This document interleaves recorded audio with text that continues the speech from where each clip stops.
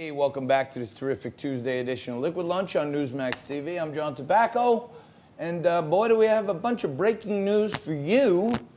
With more on that, here's Frank Morano. What's happening, Frank? Well, everybody's wondering about these late entrants into the presidential race. Mike Bloomberg jumped in on Friday, and now there's talk former Massachusetts Governor Deval Patrick may jump in. We're going to get into that with the Mix It Up panel in a little bit.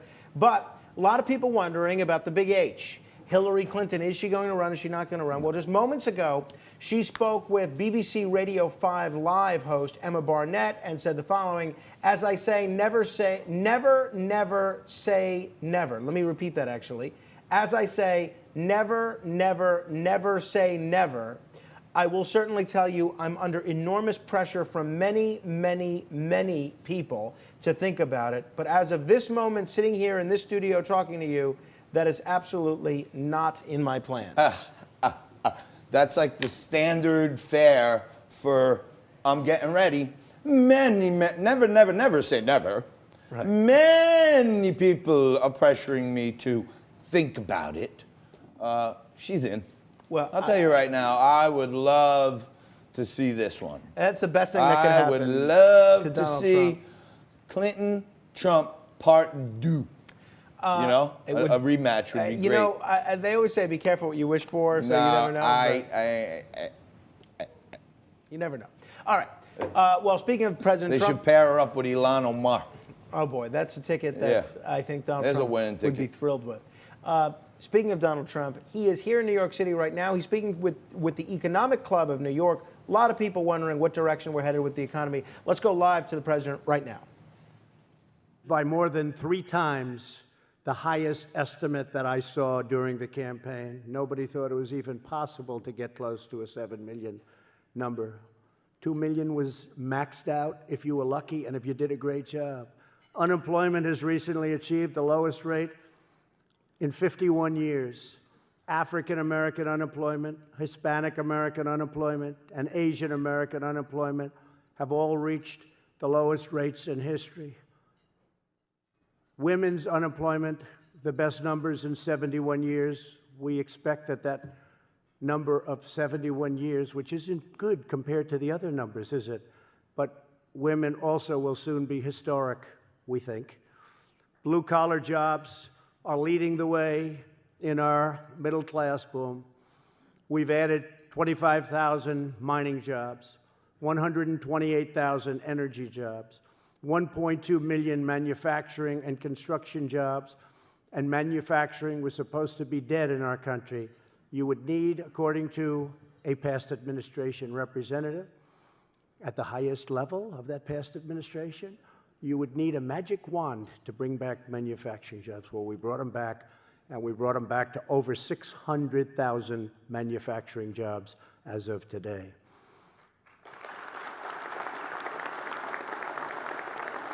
And those are very important jobs.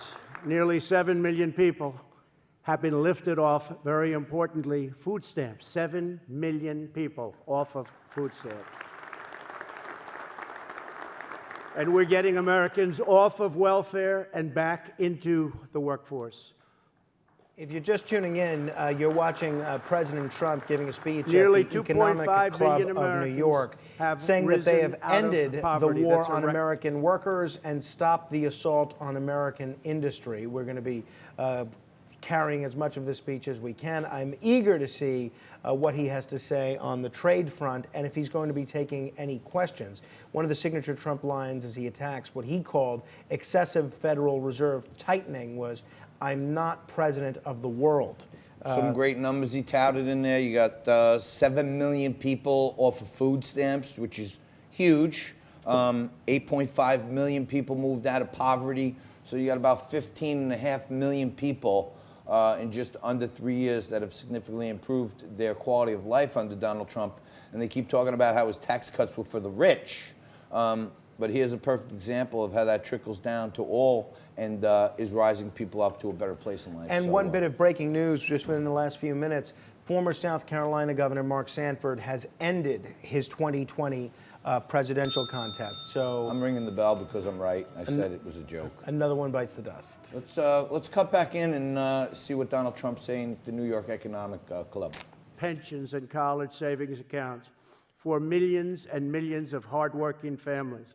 You hear so much about inequality and all of the differences and all of the problems. The single biggest benefactors of what we've done are middle-class workers and low-income families. It's been amazing, actually.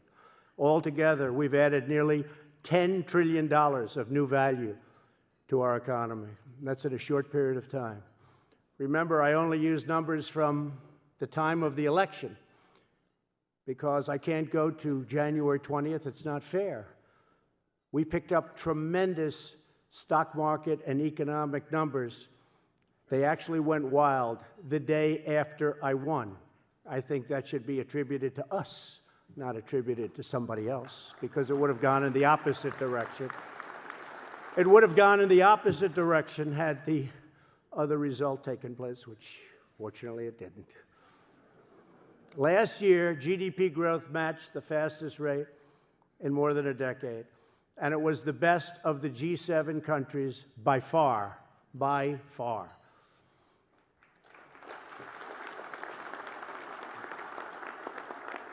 Perhaps most importantly, after years of stagnation and decline, American wages, salaries, and incomes are rising very fast.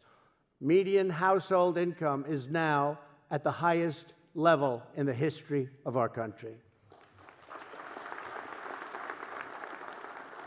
The average median income under President Bush rose only $400 over an 8-year period. Under President Obama, it rose $975 over an 8-year period. And under my administration, it rose $5,000 over slightly more than just 2.5 years. That's a big difference.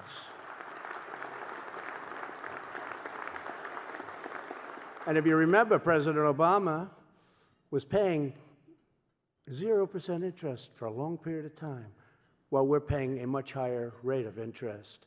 But in addition to the $5,000, we have to add $2,200 for the tax cuts, average tax cuts, and $2,000 to $3,000 for regulatory and energy cuts.